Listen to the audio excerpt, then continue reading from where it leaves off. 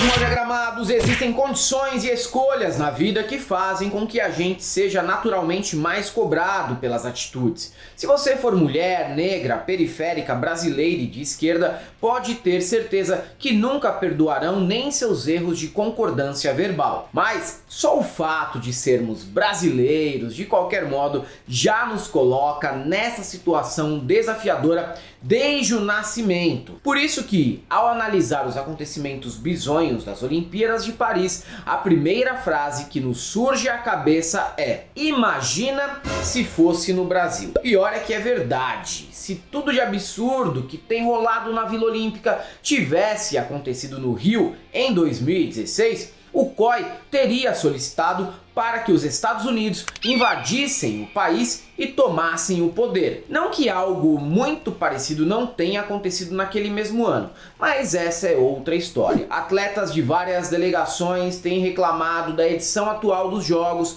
e acusado a organização de promover um verdadeiro festival de nojeira na capital francesa. Rio podre, comida com vermes e calor absurdo nos quartos da Vila Olímpica são algumas das situações desagradáveis e inacreditáveis da competição. Adam Peach, nadador britânico, revelou que os atletas estavam encontrando vermes em peixes servidos no refeitório. Ele ressaltou que as duas edições anteriores, de Tóquio e Rio de Janeiro, entregaram serviços de alimentação impecáveis, mas Paris não. E um dos motivos foi a tentativa de oferecer um cardápio sustentável com 60% das refeições sem carne. É aquilo, né? De boa intenção o inferno tá cheio. Com todo respeito a quem é vegano e àqueles que acreditam que são atletas de alto rendimento porque correm 1 km em 4 minutos e 30 segundos sem ingerir carne há mais de 10 anos,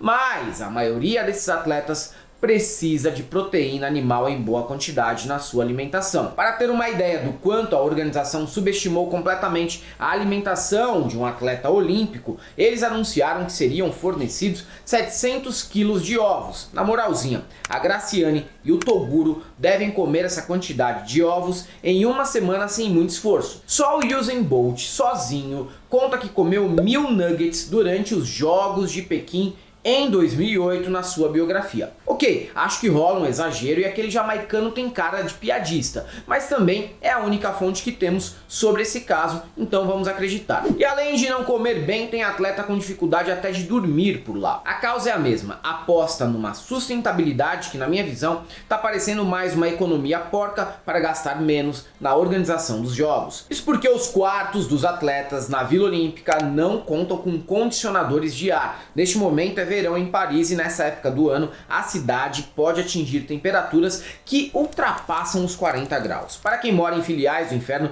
como algumas cidades que temos aqui no Brasil, essa temperatura nem é tão elevada, mas para quem é de locais mais frios, como São Paulo, em que a média anual é de apenas 28 graus, é um verdadeiro transtorno dormir nessas condições. Campeão olímpico dos 100 metros nado costas, Thomas Secon foi flagrado dormindo no gramado para fugir do calor. A Federação Italiana de Natação tentou apaziguar e disse que tinha sido apenas uma soneca para não se desgastar com o COI. Mas o atleta desmentiu os dirigentes e disse que o quarto era ruim mesmo e não se incomodou apenas com o calor, viu? O colchão era duro e o lençol, feito de um material sintético que gerava coceiras, impedindo uma boa recuperação e um sono tranquilo. Uma experiência que consegue ser pior em relação a que eu tive ao dormir no único hotel existente em Barra do Choça, na Bahia, que pelo menos tinha ar-condicionado. Não podemos negar que, se a ideia era ser sustentável, não há nada de errado aí. Colchão macio, lençol, 75 mil fios egípcios e ar-condicionado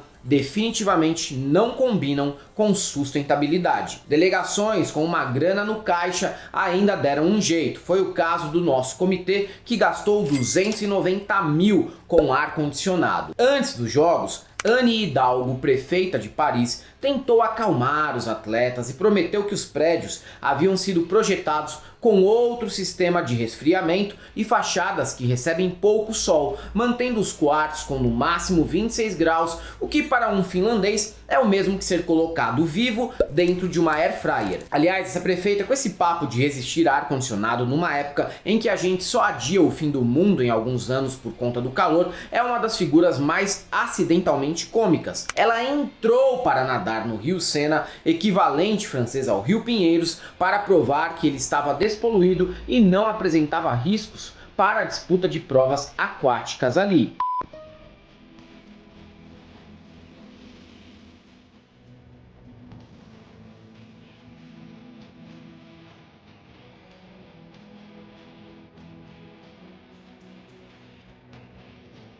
Nem quem nunca tenha ouvido falar em rio Sena acreditou que um rio urbano seria propício para essa finalidade, por mais limpo que pudesse estar após medidas que custaram 8 bilhões. E no fim, não estava mesmo. Os treinos do triatlo precisaram ser cancelados por contaminação nas águas. Quando a prova foi realizada, teve competidor que passou mal, vomitou e disse ter visto toletes boiando. Claire Michel, triatleta belga, chegou a ser internada por contrair E. coli, comumente encontrada em intestinos humanos e animais. Isso sem esquecer, claro, que Zico, um carioca nato, foi assaltado e levaram mais de 3 milhões do cara em joias num táxi logo no início dos jogos. Se fosse no Rio, isso não aconteceria, porque o carioca é educado. Claro que depois de tudo isso, vai ter Minion se apressando em dizer que isso é fruto de uma maldição divina, porque na abertura houve deboche com os deuses do Olimpo. Prefiro o pragmatismo mesmo. Foi uma organização mal feita que apostou em sustentabilidade como bandeira e desprezou que atleta precisa de bife,